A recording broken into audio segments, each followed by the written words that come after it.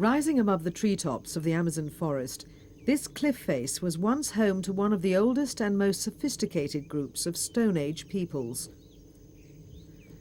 Cave paintings were first discovered here 100 years ago, but it's only now that archaeologists have excavated the site and found that the art is thousands of years older than first suspected, from a time when South America was thought to be uninhabited.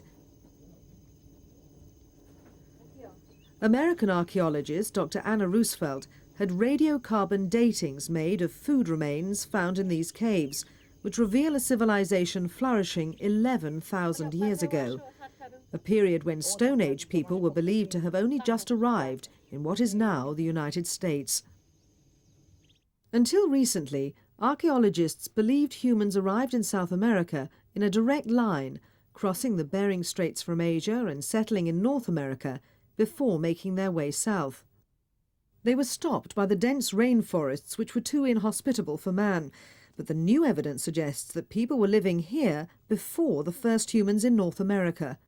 These caves and these paintings tell us that there was a completely independent culture deep in the Amazon basin at the same time as people were entering the Great Plains of North America. And to have all this happen at once really means that there was a somewhat earlier migration, probably along the coast of North and South America, that led to the further development of these cultures that we're finding. Dr. Roosevelt's suspicions were first aroused when she came across these spear points in a local museum.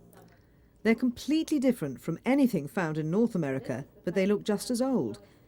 This is a harpoon point and is made of quartz crystal, a work of art in itself.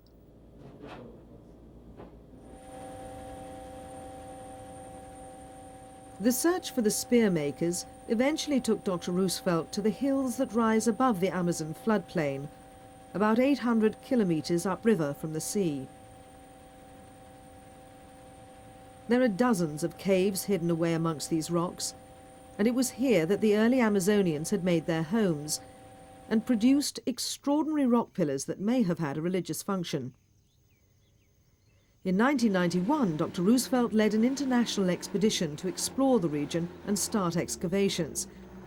To reach the site takes about an hour and a half by jeep from the nearest town.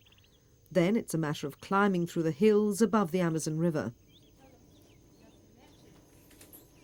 Dr. Roosevelt, who's curator of Chicago's prestigious Field Museum, has spent the last 15 years searching the Amazon for traces of early civilizations.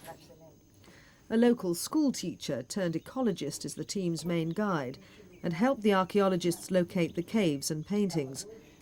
The people in the area have known about them for years, but had their own ideas about how they got there. There's a bit of mythology and mysticism surrounding these paintings. We thought they were painted by aliens or people from Atlantis or the Phoenicians, something like that. There are a lot of myths. And now? Well, now it's more scientific.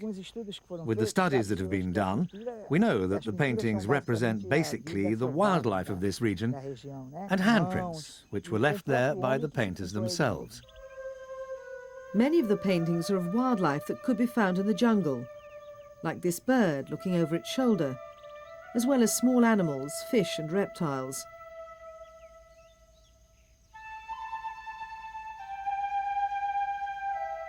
Others are more abstract designs. Could this be an early calendar?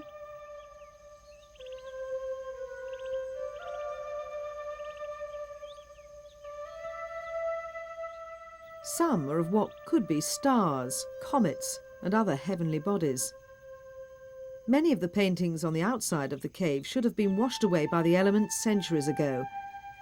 But a freak of nature has preserved them in a natural casing, leaving them as vivid as ever, despite their exposed position.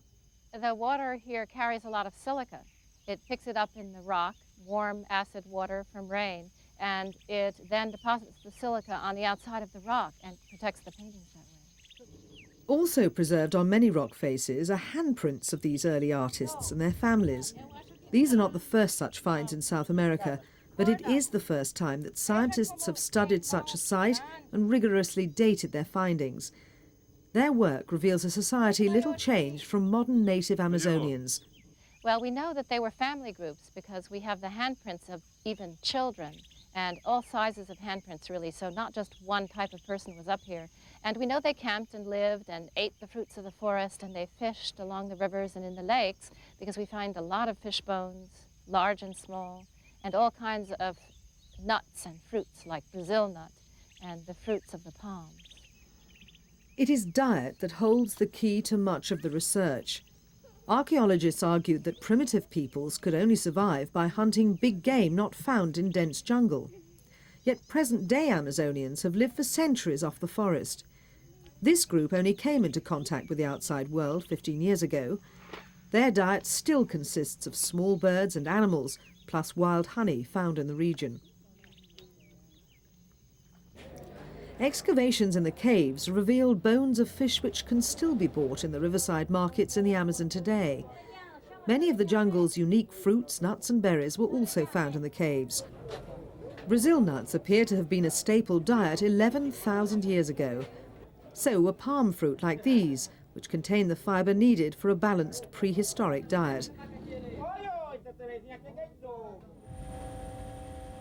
The Stone Age painters have been named after the nearest town to their caves, the Amazon river port of Monte Alegre.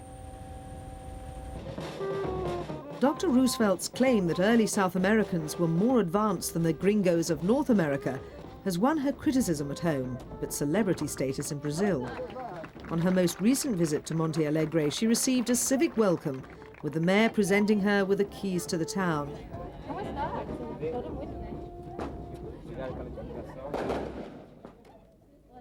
The inevitable tourism will bring much needed income and investment to Monte Alegre.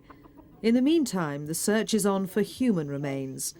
Their discovery will change for good long-cherished theories about the first people in the Americas.